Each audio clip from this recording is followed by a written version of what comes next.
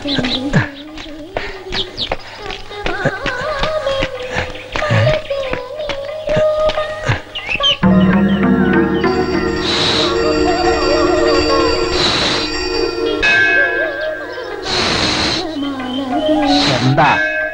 തന്റെ പേര് ശൂന്ന? അല്ല. എന്നാ പിന്നെ അങ്ങോട്ട് ചെല്ല്. ഓ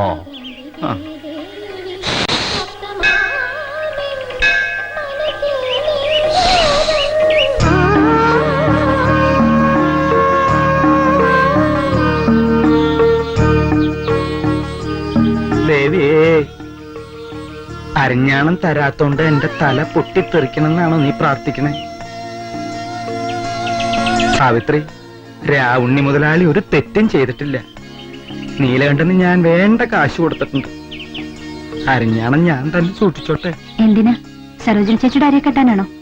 അയ്യേ, അവളുടെ അരയിൽ കെട്ടാൻ പറ്റുമോ?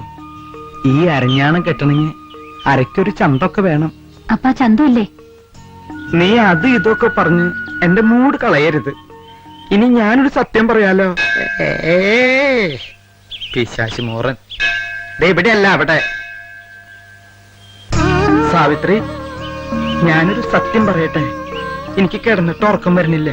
പ്രായമാകുമ്പോ മനുഷ്യർക്ക് അതൊക്കെ പതിവാ. ഇത് അങ്ങനെയുള്ള ഉറക്കക്കുറവല്ല. അരഞ്ഞാണം കിട്ടിയ എന്റെ എല്ലാ അസുഖവും മാറും. നീ അത് തരൂ?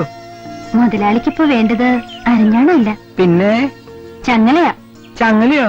അതെന്തിനാ? തളയ്ക്കാനേ, തളയ്ക്കാൻ. ആരെയാ തളയ്ക്കണ്ടേ? ഇവിടെ നിന്ന്. ആ. ഓ ശിവ ശിവ. സാവിത്രി, സാവിത്രി, മറുപടി ഒന്നും പറഞ്ഞില്ല. അരഞ്ഞാണം ഞാൻ എടുത്തോട്ടെ? നിങ്ങൾ അത് വിലക്ക് മേടിച്ചല്ലോ, പിന്നെ എന്തിനാ എന്നോട് ചോദിക്കണേ? എന്നാലും നിന്റെ അനുവാദം ഇല്ലാതെ എനിക്കത് വേണ്ട.